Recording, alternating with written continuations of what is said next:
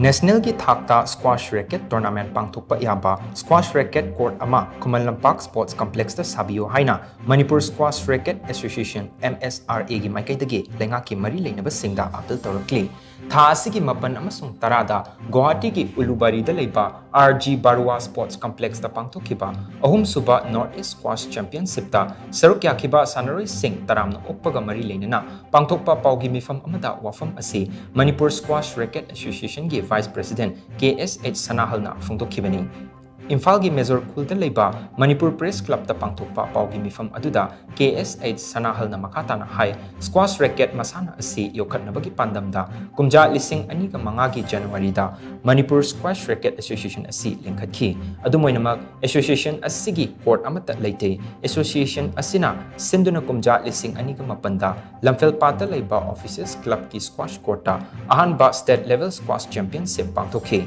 matung tarakpa chahida tongan ba mafamda state level championship asi mathang pangthoraklaba matung kumja lising ani ka kunithoi da singmairongda leiba St Anthony School squash court ta mapan suba championship pang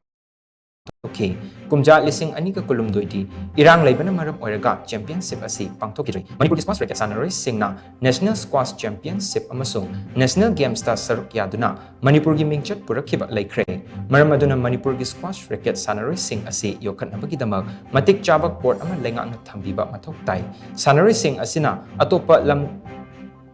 lamda chatlaga tournament saruk yana ba hotnabada khudong chadaba kya marum thengnei association asi fan matik chana leitabana maram oiraga awaba mayuknei maram aduna masana asi yokhatuna thamnaba hotnabada leingakna mityeng changbiyu haina mahakna makha takhi panbe abadi ahum suba North East Squash Championship ta saruk yakhiba sanaroi sing adudi nupigi team da Waikhom Lingzen Thoibi Chanu Dolly Waikhom amadi PS Marylang aduga nupagi team da Joel Panmai Branson Maikam amadi Sairem Asokumarni maduda nupigi team Waikhom Lingzen Thoibi Chanu Dolly Waikhom amadi PS Marylang na makoigi opponent sing adu maitiba piduna women category da Manipur team na runner up tarakhibani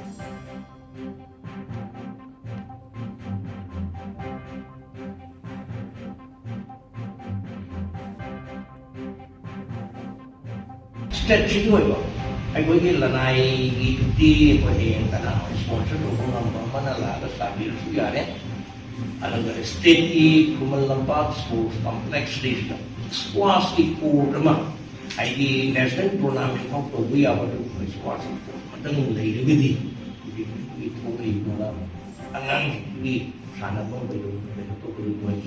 Him to get. Ada kau nak orang ni, orang apa yang orang ni, macam-macam dia cuma tahu bahan, tahu tu mamang di segi kau nak tahu macam-macam bahan. Ada secretary lagi lah, secretary lagi, sport department lagi, sport department lagi, post macam tu, mana ni, tahu lagi kali ni tentang kota tu, tim apa lagi tahu apa lagi. Ada pada kau nak pergi juga, dari itu lagi post lagi. Ada si Khuman Lampak Sports Complex kan sudah sports di rumah. Siapa tahu aku mau pergi Madrid ke Yahoo atau dia hari baru tahu dengan beli